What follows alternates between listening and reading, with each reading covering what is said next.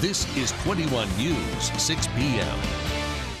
Good evening and thank you for joining us. I'm Caroline Collins. It only took Sergeant Brown about 10 minutes to pull someone over after he noticed the car ran through a stop sign. This is the second day in a row in Austintown where a situation like this involving children is unfolding. But despite the rain, hundreds of fans are out here. I just want to show you one of these lawn chairs that is set out in front of the arena.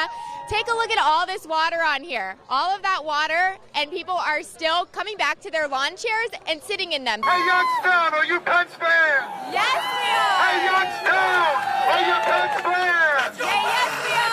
It was a nail-biting night for many Pens fans around the valley. For the 43rd annual St. Patrick's Day celebration, they have everything green here, starting off with these green beers. The Mahoning County Career and Technical Center just opened this new $600,000 facility. This toy and cone simulating the actual size of a toddler is completely out of view for the driver of this truck at 6 feet back. In Lowville, an arson at a closed plant has 2 people under arrest. Janet Rogers explains why the fire could have endangered the entire community. Hours after the deadly terror attack in London, President Donald Trump is facing backlash for his comments about the city's mayor. Making sure drones don't interfere with crime scenes. They're expecting this legislation to evolve a little bit more before it's voted on in a few weeks. It's unclear at this time if the weather had anything to do with this accident, but once we can talk to investigators, we will know more. So tune in at 6 o'clock on 21 WFMJ. So if you're driving this way, you're going to have to find another route. But as the way it looks now, it's going to take a while for them to get this all cleared up. And Jordan Spieth, where was your putting at the U.S. Open? That's all I have to say. The vacation week. I know, he needs it going into the British Open and the PGA. Dozens of police officers hit the streets of Youngstown. The Ohio State Highway Patrol heading up an effort to crack down on impaired drivers in the city.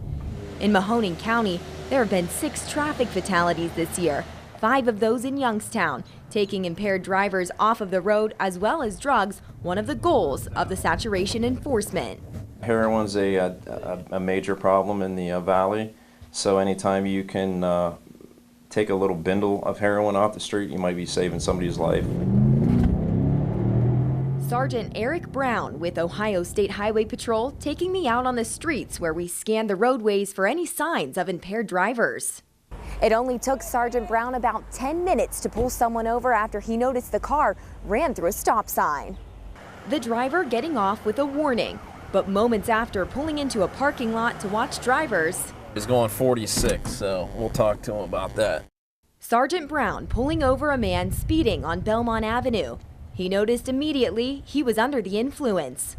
There are obvious signs of alcohol impairment that were present, as well as the smell of raw marijuana coming from the vehicle. All the way down to number 9. After failing a series of impairment tests, including walking a straight line and a field sobriety test, Sergeant Brown arrested the driver, 48-year-old Edward Finese of Pittsburgh. We're going to tow his vehicle out of here. We're going to take him back to the Highway Patrol post in Canfield, and then we're going to give him an official breath test. Sergeant Brown reached into the driver's pocket and found marijuana. And in his car, open bottles of alcohol. He's being charged with an OVI, speeding violation, possession of marijuana, and driving without a seatbelt.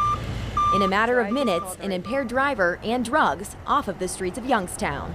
We've already made 2 drug arrests, and this is the first OVI arrest, so potentially could be a productive night. The annual Joe Roots Frostbite Open, a golf tournament usually held on the frozen bay. But with no snow and ice and temperatures in the 40s, the beaches of PRESQUE became a 9-hole course. I think people who like golf, they're going to play golf anywhere you put them. With almost 900 yards of beaches, the 9-hole course is made up of par 3s and 4s. The PRESQUE partnership designing each hole, making it a challenge for players. Just kind of found, a log here and a log there, and we said, oh, this would make a really cool green, and this might be a little cool feature to be beyond the trees here.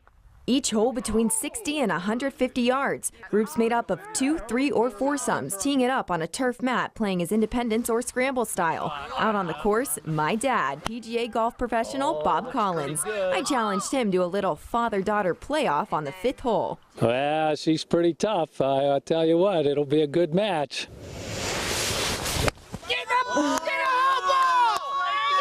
Right down the left side of the fairway, about 5 feet from the hole. My dad teeing it up. A straight shot landing just 5 feet from the pin. My second shot. There you go. Good job. And my dad putting for birdie.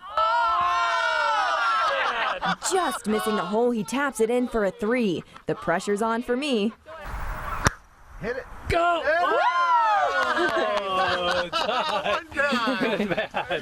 And it's a tie. A winter day spent golfing on the peninsula, an event benefiting Presque Isle State Park and getting Pennsylvania golfers back at it again. It's not quite Pebble Beach, but it's the next best thing.